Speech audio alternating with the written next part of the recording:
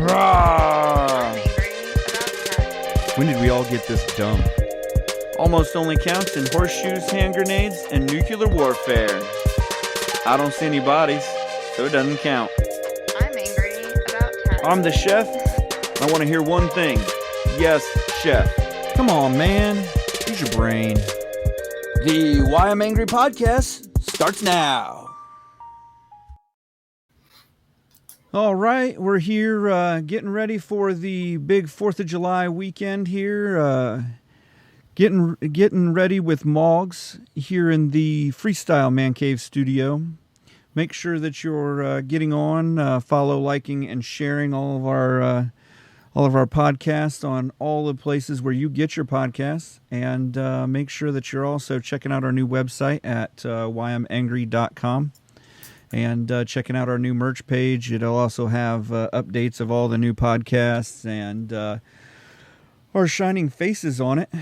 Well, not Maugs yet. Maugs is the dark horse. He's keeping in the nether webs, doing his research. So, Maugs, what are we getting into today with the 4th of July? I know we put you on assignment. Sure. I guess we're going to talk about the Constitution tonight and the Bill of All right. Rights. A very patriotic topic, and Yeah. I'd have to say one that I didn't have much interest in when I was a kid growing up. Civics was pretty dry when I was growing up. I thought that was learning things about the Constitution and Bill of Rights. I thought was just for lawyers and politicians. I was more interested in the basketball game on Friday nights and whether my girlfriend would turn me down for a date. Those are the high priorities when I was in school. That's right. And That's right.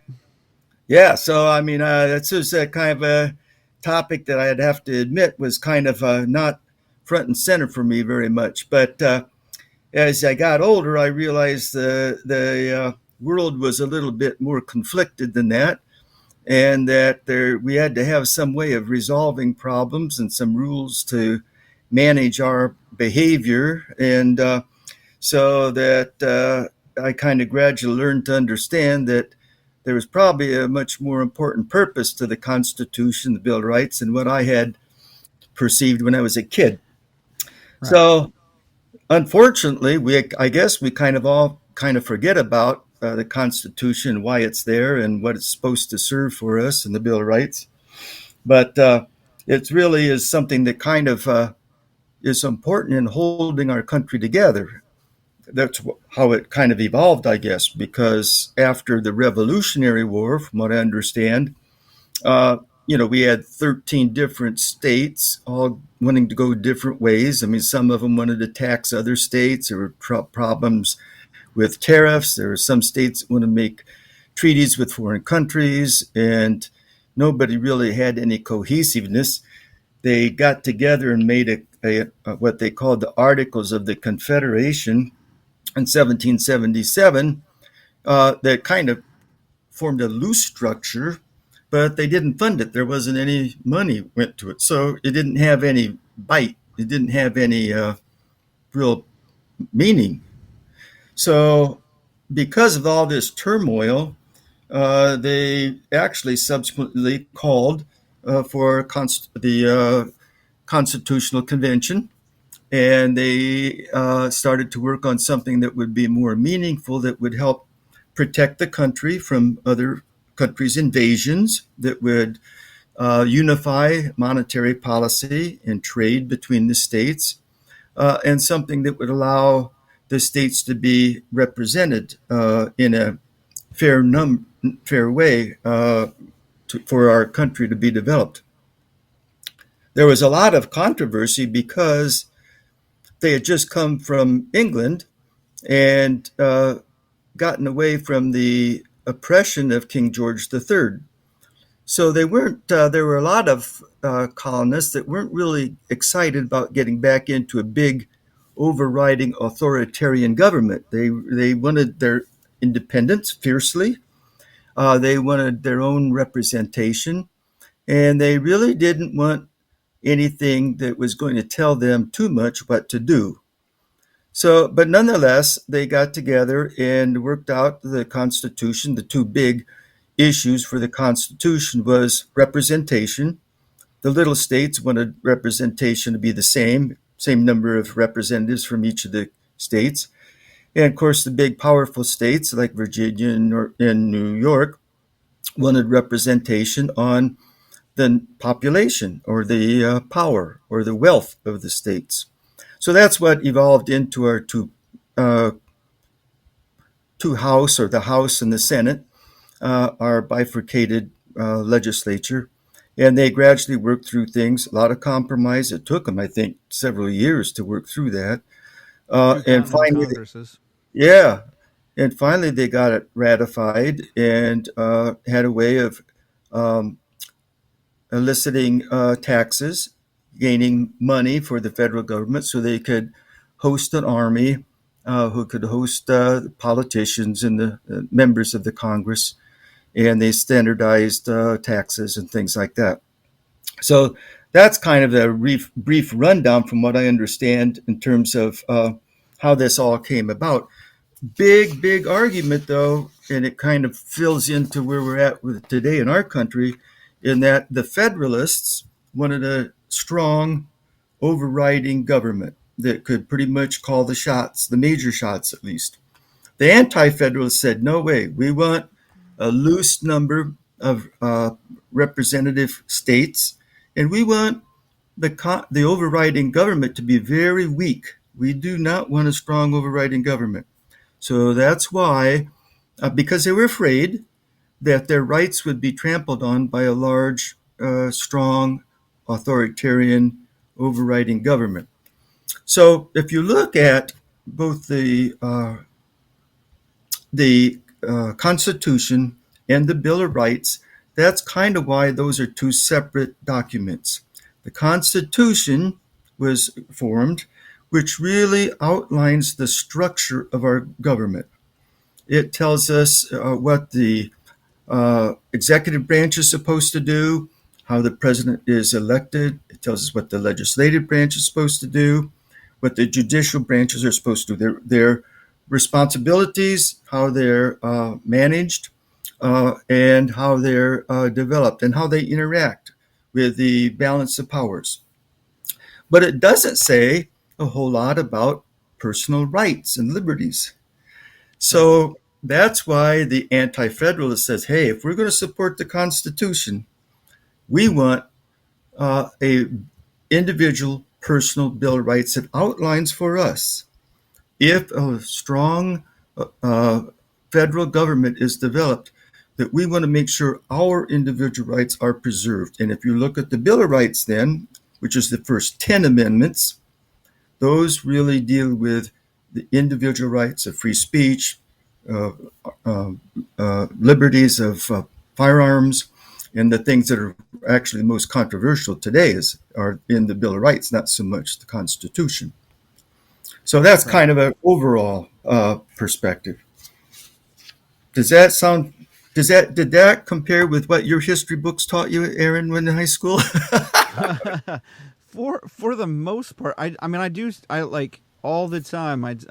We've been talking even like between me and Destiny and some of the ones like my sister and that have come way after that.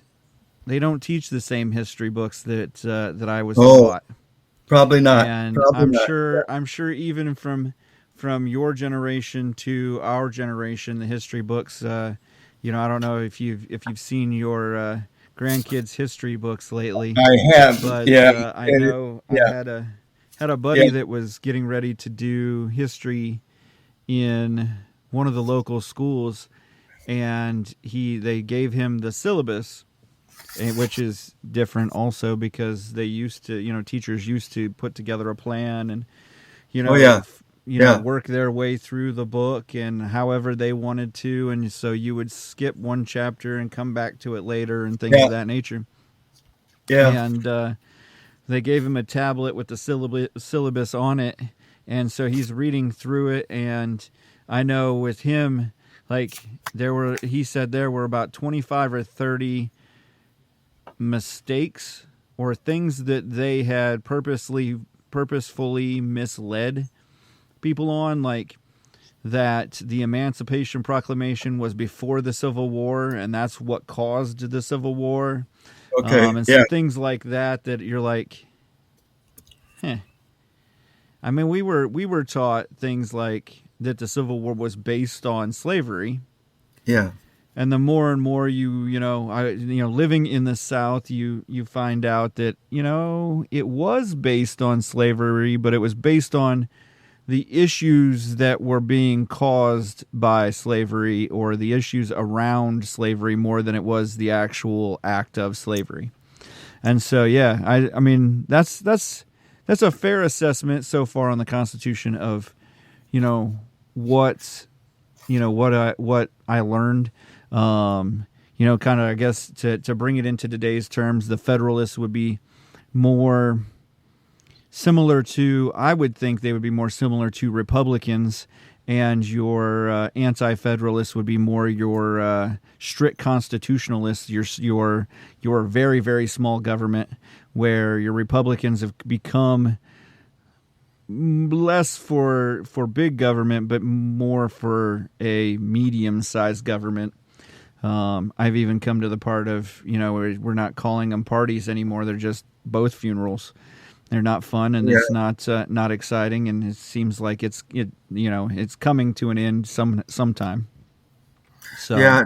The issues aren't in today's world. The issues aren't as cut and dried as what they used to be. They aren't as well defined and in terms of that. So we see people on both sides of the aisle, supporting this perspective or that perspective. But probably the only clean distinction would be like the Libertarian yeah, Party now, that is very definitely uh, weak government or right. independence from the government, and push more for individual and states' rights than they do for government.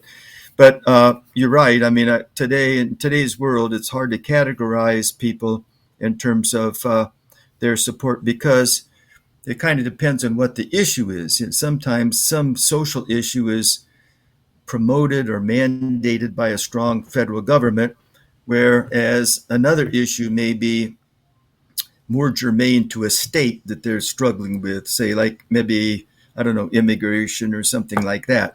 So Right. it does vary. It's different in today's world than it was back then. That's to be true. Yeah.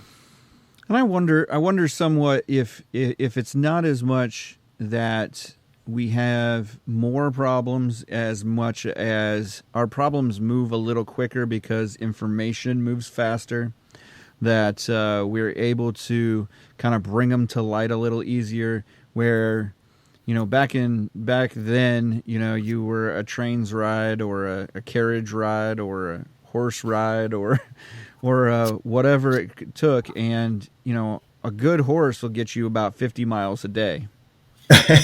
Okay. So to and at that time the country was quite a bit smaller. I mean, we didn't, Yes. Yeah. like you said, it was 13 colonies, which really 13 colonies was kind of like herding cats. It was Yes. Right. It was. They small couldn't get agreed countries. with anything. No, they couldn't Right. agree with anything. Right. Yeah. Right. It was 13 small countries who had come from other countries. Yes. So each of those colonies, or each of those states as they came to become, they were basically free colonies from Europe, different countries. Yeah. So you've got different languages. You've got different people with different family structures, different, because I mean, even back then, it was just, it's basically like now, trying to get all of the groups together to agree, like you said, and sign a document, which is kind of why I've always seen that the Bill of Rights was signed afterwards. Because once we got everybody kind of on the going of the Constitution, then we could finally agree that yes, everyone should have a fair say in the world, that there should not be a blockage on what you say. Yeah, You and know, so we got to your point, at that point in time, with 13 squabbling states running back and forth, all going their different directions, we needed a strong federal government. And right, that's why I think the Constitution is so important, is they had to define clearly the responsibilities of the government so that they were balanced between the three branches, and so that there was an appropriate amount of power given the federal government that didn't extend into the private individual very well. So that's why the Constitution, I think, is interesting, is that in the Constitution, it defined a lot of responsibilities of the federal government, but there's very little that I, at least how I interpret it, in just the Constitution that says the government can intrude into the private individual's life. They can tax, they can set certain laws, but in terms of intrusion into private persons' properties and business and conduct, very little is in the Constitution. Most of that is right, in the Bill of Rights or the right, amendments. Now, the founders, to their credit, uh, outlined general principles, but they didn't get into specifics very carefully because, in their wisdom, they understand that things are going to change, and it was difficult to anticipate all the different changes in our country as decades rolled on. But what that has done is it's opened up the door now for um, judicial activism, which wants to interpret the Constitution and Bill of Rights not as a constitutional bedrock document, but something that's going to evolve or change. And so it's a dynamic, and from their perspective, those documents are a dynamic, ever changing, uh, based on the circumstances and the events of that era. And that now creates a lot of subjectivity. right. Are the things that were right or felt to be valuable or ethical a decade ago germane or still true today? So now we have the whole issue of judicial activism in terms of how do we interpret these principles that we were given. Right. I mean, it goes from, like you just were saying, it goes from a simple document that just gives you the outline, which I think is probably the genius of the document, is Yes, that it just literally gives you that the government is here to keep you from getting blown off the face of the earth by another country, and to keep other people from intruding on you, and that's kind of it. It kind of gives you the kind of the vast framework, but then it also has the cage work to keep the government from getting into you. That was the kind of, if you think about what we were just leaving in Europe, we were leaving a government that was, not by the people. It was obviously not for the people, because it was taxing us to, into oblivion. And we had decided that we wanted a government that we could kind of wield and muzzle, and kind of run like, harness the power of a government, but make sure that the government's power didn't ever run us over. yeah. I kind of think we're at the way a lot of people talk about the Constitution and the Bill of Rights as a document that's changing, and Right. and now it needs to be interpreted in a different way or a different Right. perspective. I always think of that the movie Pirates of the Caribbean, which Yep. Johnny Depp was in. Yep. Well, and that was always, well, it's against the pirates code. Can't do that because it's against the pirates code. Can't do this because it's against the pirate code. Can't do this because it's against the pirates code. Right. Whereas those are hard and fact rules of the pirates. Well, when the circumstances changed to his detriment, he says, well, it's not really a code. They're more like a body of suggestions. Suggest So right, right, right. now people in today, well, yeah, it's a constitution, but it's really not a This is bedrock of rules. It's just something that are kind of suggestions, and we can more change those, massage those, modify more those, reinterpret those. right. So More they're legal just precedences yeah. and maybe, I always think that movie. Yeah, maybe intent was is different now. I always laugh because the Second Amendment with the guns and everything, and everybody's like, well, the intent was just for black powder rifles.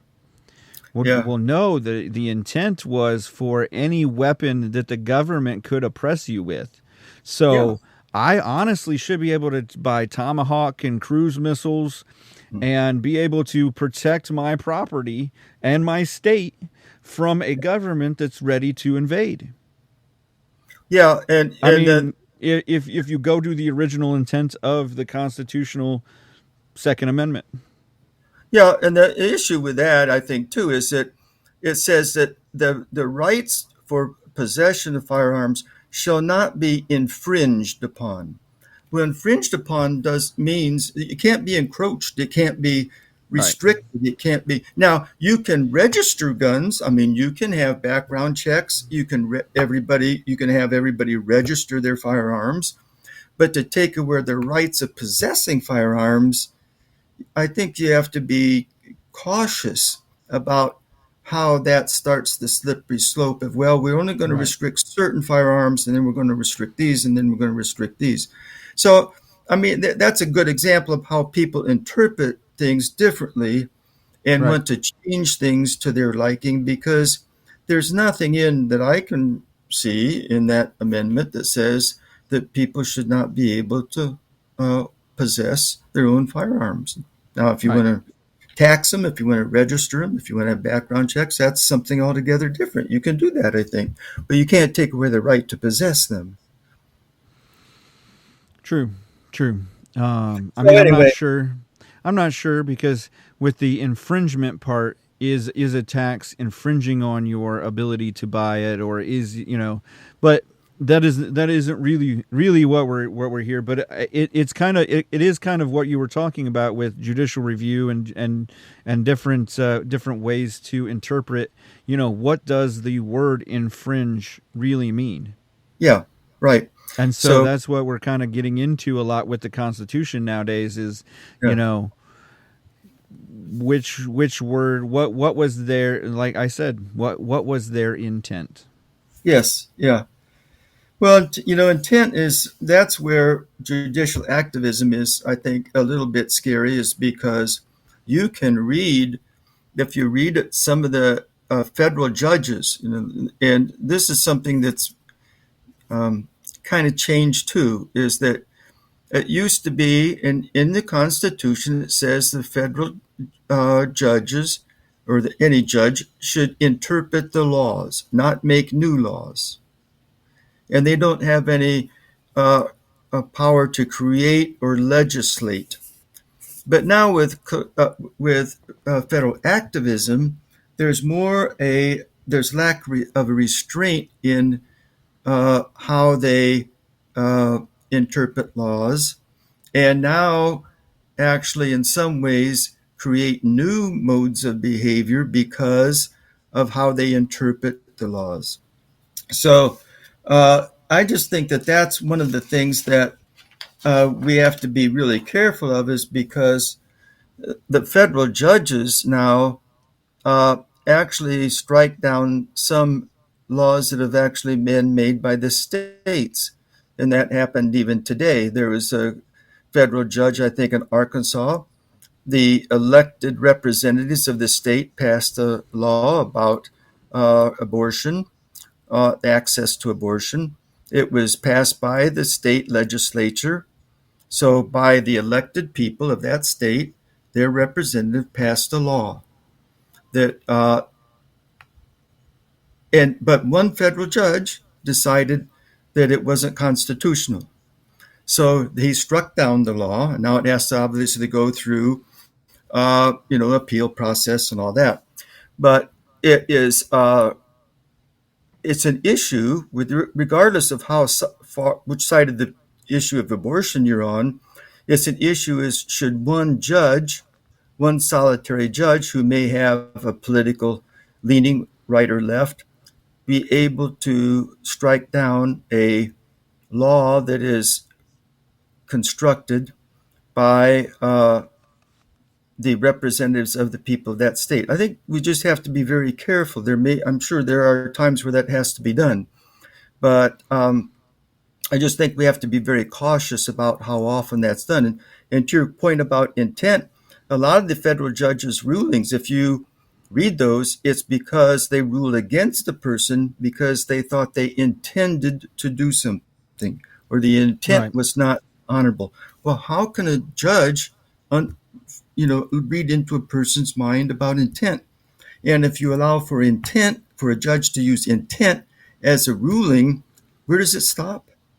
Well, we've talked about that with the money, cryptocurrency, the Yeah, digital currencies, and we've talked same about thing. that with the AI. That once you get into an intent, then you get in. Once we got to the fact that hate speech and hate Yep, crimes yep, and all of those are intent based, you know, right. charges that then you get it, and even capital murder comes into, did he plan this out, did they block, and then I talked about on the podcast before the guy that had intended to go to commit murder on Justice Kavanaugh. He got to his home and then was arrested for the intent to commit murder, but he didn't get a chance to pull a gun. He didn't get a chance to, he had a gun on him at any moment. He could have turned around, realized his mistakes, repented for his sins, Yeah, and walked away from it. And in all fairness, he committed zero crimes. yeah, yeah, Because the First Amendment, is supposed to protect him from, say him being able to say what he feels in his heart, yeah, and beyond, and then after that, there was no physical action brought to, you know. So I right. think when we get to intent, like you said, I mean, this guy's probably not coming out of jail ever. Yeah, And he literally carried a gun on a property, and that was it. yeah, yeah. I think that the whole issue of intent needs to be done by interpreted by very ethical and very and judges with a high degree of integrity because if they if federal judges begin to use this in a casual and a political way to rule, then it is so destructive to our legal system. And I'm just not sure that our judicial system today is so neutral or so unbiased to be able Right. that wise to be able to sort through things in a clear way. So you can throw the charge of intent to really anybody and Well, yeah. and penalize them and make and rule that they're guilty because he intended. So that the issue of intent has to be really regarded with a lot of suspicion and a lot of care before that's used. I think, and it's become very casually used anymore in the federal courts. Anyway, I Well, think. and we've even talked. I'm the producer at our church, and we've talked about with the different hate crime or hate speech acts that they've got in Canada. That speaking about sin and things of that nature in Canada has become a hate speech. Yeah, And sure. so now you're being judged out of that, and whether we're in Canada or not really Yeah. probably is very little Yeah. is to very little effect. But at the same time, if you don't think that your neighbors don't affect you, then you're probably living under a rock. Yeah. Maybe in your basement in the man cave studio or Yeah. something like that. But Yeah. It's so. I mean, that's one of the things. The other thing that to me bothers me a little bit, along with the same lines, is this whole business about executive orders. yeah, Yeah, because the executive branch is not given the rights or the responsibility of creating laws. right, They are given the responsibility of processing policy that laws have established. But executing. executive orders now have become, if the President of the United States wants to do something, he can pass an executive order. And as long as that has some indirect bearing on a law, then he can specify how he wants that processed, how he wants that implemented. So if there's a uh, rule about education, then he can take that law and he can say, this law needs to be executed or processed in our educational system in this way. And that may even outside of the original intent of the law. And Right. executive orders can't be rescinded by our legal system. They become law in a sense because the legislative branch has no way to rescind that other than restricting the money that goes to that law. So, or having another president who then can rescind it. So it basically becomes executive order becomes new law. And I think that's another dangerous movement that Yeah, I mean, people out there. basically, the president says this is how we're going to adjudicate or execute the law that is on the books already. Right. This is kind of like your police chief at your will say, hey, we've had an uptick in speeding, so make sure that we're covering anyone 5 miles an hour and over. Yeah. We're taking Yeah. everybody that's over the speed limit, and No, or you're we're right. we're Right. cracking down on this, We're going to and that's speed. that's really Yeah. what it's for, which is why that presidents like President Obama signed more executive orders than any president before together, all of them combined. And And that's the type of thing that I think we really need to take a look at too, because it allows the president then a lot of power because there's no accountability to that by the body of our government that is designed to create laws, right, to do or even to rescind laws. So yeah, I think that's something that I was looking for a quote here, but there's a quote from the law, I think, online about the executive orders, and it basically says that it becomes, when the president does that, it becomes uh, an act of law and cannot be, changed. right. So I think that that's something that, you know, uh, people need to be aware of and kind of constrain some of the liberties that the executive branch and the judicial branch have taken.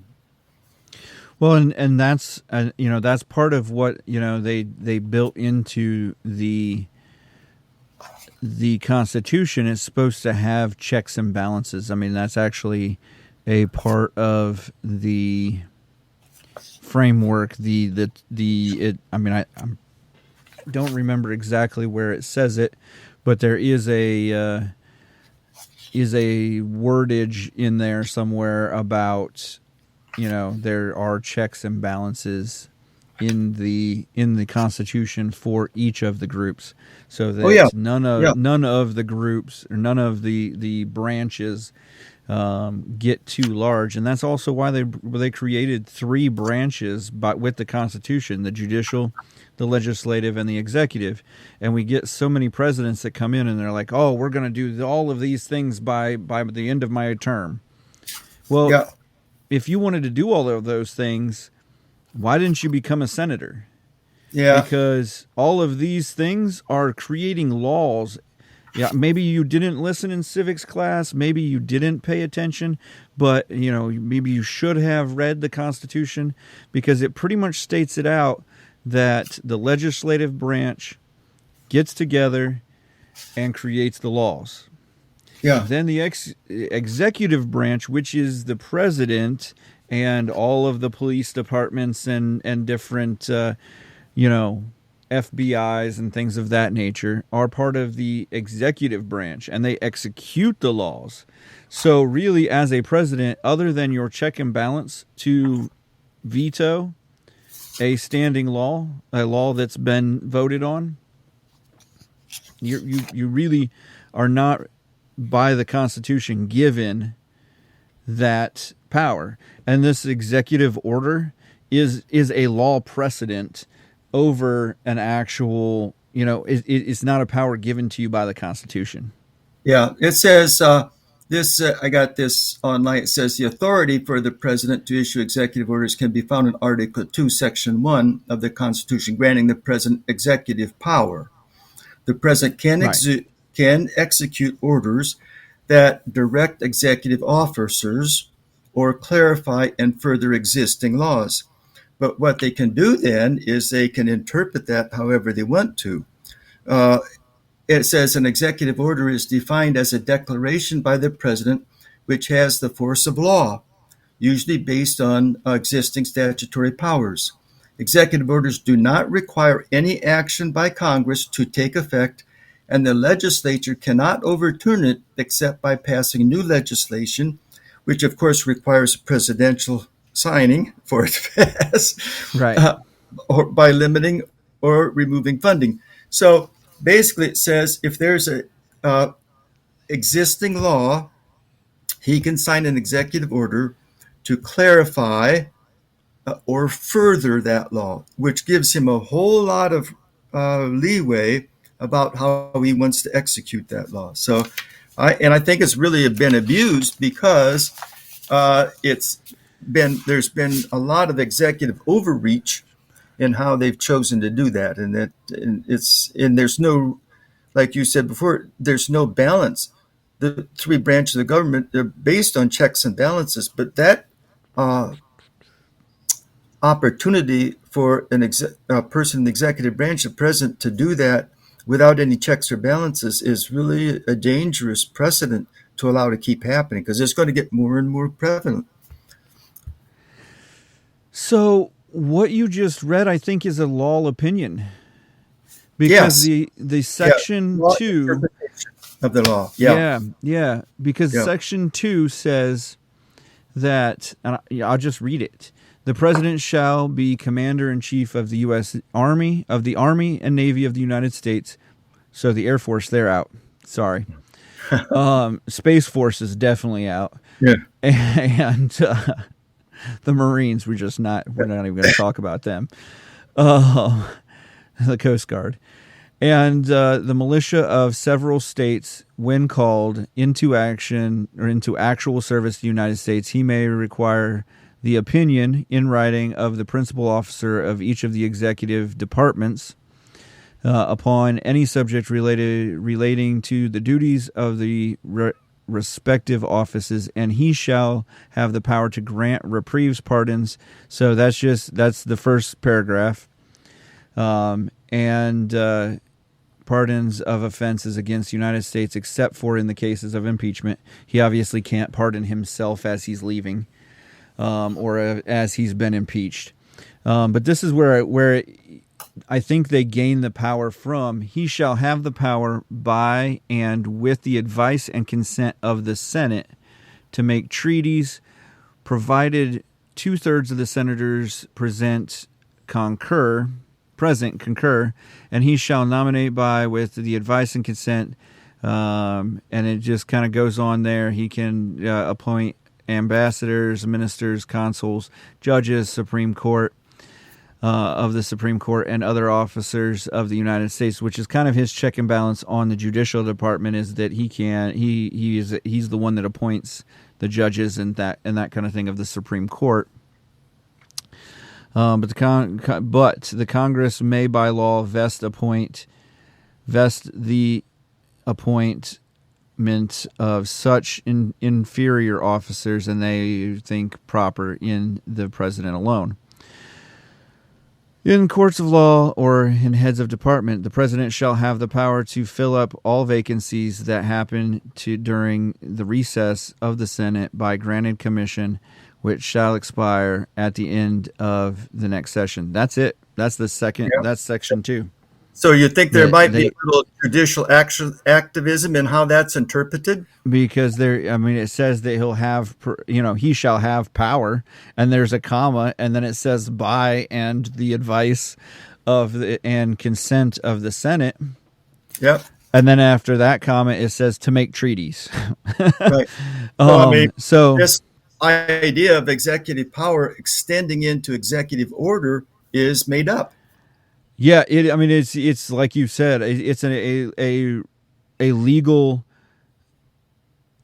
precedent, or at best, that one president said, "This is how we're going to execute the law," and then they said, "Oh, well, executive powers." Yeah, that's because if you go back in the history, Washington was this is the presidential power, and the vice president was very much a number 2 and a backup to the president, so that if the king or the president were to be killed, there was a backup for that. Because it's not a aristocracy, right? There is no backup for that person. And so he was very big on this is the position. Your position is this. And if you look at Adams, he wanted to bring more power to the vice president. And so when he became president, he added on a lot of powers that really didn't exist with Washington, because Washington was literally there to be the figurehead of the executive party or executive branch.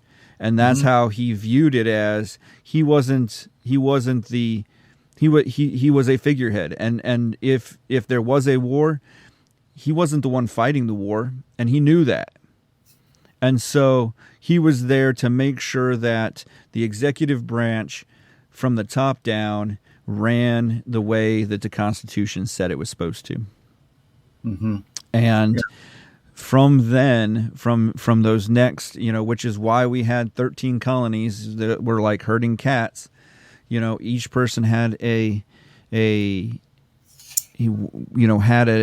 opinion on what this document should be.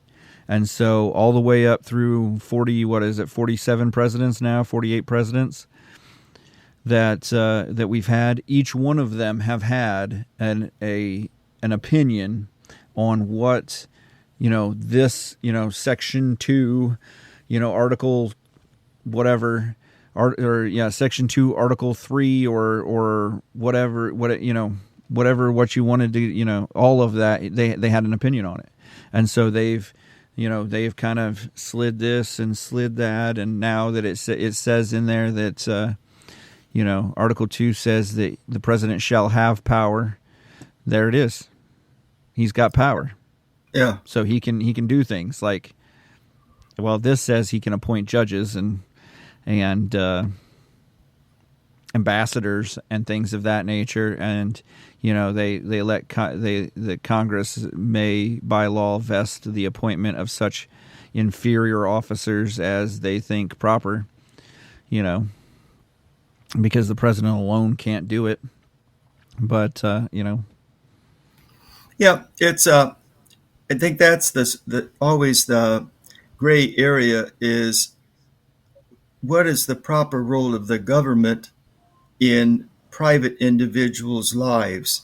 Now, I think most of us would agree that the government is to help protect us, keep us safe, to responsible tax to raise money for roads, bridges, infrastructure types of things, and there's the place for government to manage the resources of our country in terms of environment and safety.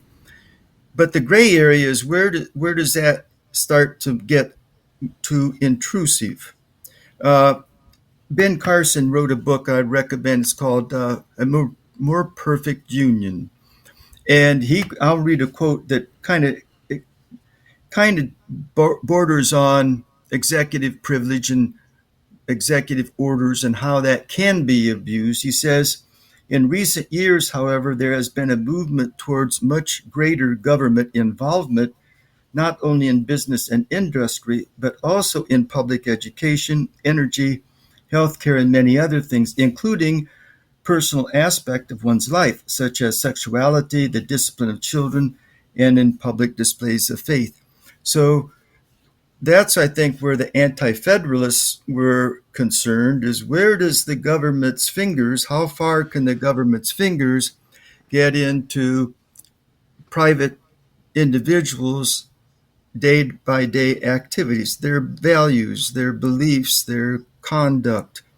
And I think now we're seeing even that more and more, where the federal government now is starting to restrict the appliances we buy, and even things as simple as washing Right. machines and dryers. So Or stove. we're it's and that's that would be a government imposed restriction on Right. people's conduct or their day-to-day activities. Electric Well, cars would be mandated. So these government mandates have to be um, examined, I think, with a great deal of caution in terms of it not getting so intrusive. well, and I mean, if you want to talk about executive orders and how, and we were just talking about how they can still infringe upon your rights to own guns, and that is that during President Obama's term, he made the ability to buy brass for bullets Oh, okay. so expensive. For one, at one point, because we were fighting in Afghanistan and Iraq, he made it illegal to buy empty brass. He made it so that that the military was the only one that had the right to buy brass for Okay. reloads and for reconditions, and so he didn't have to say, "Oh, you can't buy guns." You just, I Yes. mean, Yeah. when you have no ammo, a gun becomes a rock Right. And that's or a where big stick. executive orders, in a sense, become a law. He Right, didn't have to make a law. He executed the law without making it a right, law. right, See, I think I know it's getting late, but I think the other thing I'd like to just toss on the table for people to think about and your listeners to think about is the importance of being vigilant. Us as a population, I know you're big on this too. People to stay involved in the government and stay right. involved in what's going on, and examining what's happening, and being educated and educating themselves in uh, what's going on in the world and going on with their government. I read an article not too long ago, and I'm going to write real quickly. I'm going to read through some of the assumptions that the founders had when they made the Constitution, the Bill of Rights. These were, I think, historians will say these were not perfect, but they were assumptions. Okay, they would assume, and I'm gonna ask people if are any of these or all of these still hold true today. Okay, they assumed that the leaders of the new republic would be well read and well educated. They assumed that its leaders would be ethical and moral persons. They assumed that the leaders of the new republic would have their best interest of the people at heart It would not be self-serving or opportunistic in their governance. They assumed that differences could be managed with an open and honest and vigorous debate and resolved with eventual compromise. They assumed that the judiciary would be neutral and not politically biased. And finally, they assumed a well-educated and involved citizenry. Now, those were when they made the ideals of the Constitution Bill of Rights, they were Right. assuming that our country would follow these principles. And when I read those, I thought, how many of these are still true? Right. Well, and part of that even is, back at that point there was the giant argument of, should the people each person get a vote for president, for for elections? Should they have to own land? Should there be certain, are we a free country, or are we, are we really going to make this a thing, or are we just going to just give the landowners the vote and things of that nature? So I think that you look back at it and you think, did they see something that maybe we didn't see coming either? Yeah, I don't know that we can uh, restrict people's rights on those principles. But I think our charge is to try to encourage people, as you've had during the election season, Right. educate yourself. Know what the laws show, know what the Constitution says, know what the Bill of Rights says, and make sure you follow your politicians, how they're voting, what they believe in. Be actively involved in what's going on around about you. That, I think, is our charge, because our country, I doubt, will fall from outside, but our country certainly can fall, like Greece and Rome did, from internal uh, malfunction. Right. Um, I'll read a real quick quote I got from Daniel Webster, and it goes along with it. It says, "No nation on earth powerful enough to accomplish our overthrow. Our destruction, should it come at all, will be from another quarter, from the inattention of the people to the concerns of their government, from their carelessness and negligence. I must confess that I do apprehend some danger. I fear that they may place too implicit confidence in their public servants, and fail to properly scrutinize their conduct, that in this way they may be made the dupes of designing men and become instruments of their own undoing." And I think there's a lot of truth, even us today, the charge to be actively involved and not fall to the dupes of political persuasion. Right. Yeah, definitely. I mean, it's kind of like we were just talking about. You said they draw their power from Article 2, Section 2, and then we read it over, and there's nothing in there that Yeah, he shall. We're just not going. We're just nobody else has read this and said, right. Yeah, they started to do it, and the court said, wait a "I guess it's second." okay," and it just picked up. Now we've got an established precedent that Right. is hard to unwind. So Right. we have to We've be got a vigilant. we We got a have- close to a 200-year-old precedent now that Yeah. that All right. you're All like right. Yeah. so. No, Well, I Moses can't. is I can't help. One quick thing. I can't help but think of Henry David Thoreau when he wrote in his Civil Disobedience. He says, "The only good government is no government at all." that's right. That's right. That's what, that goes the back to I Thoreau. I've said I for a doubt that long that's true, time, but that the was his opinion. the I only like way that it's ever fair is if nothing is given to anyone. If that. it's if it, the only system that's fair is no system at all, because Yeah, then no one gets a leg up, no one gets help, no one, it's everybody is just like thrown in the mud. So the only game that's fair is you're dropped out of an airplane without a parachute, and you just try to fly as well as anyone else that's falling. So well, it's been good to be with you, Aaron. yeah, it's been Good to be great. with you Happy 4th of July, and we'll talk to yourself. you again soon. All right, you as well. Have a good night now. All righty. You All right, too. bye. Rawr! I'm angry about cats. When did we all get this dumb? Almost only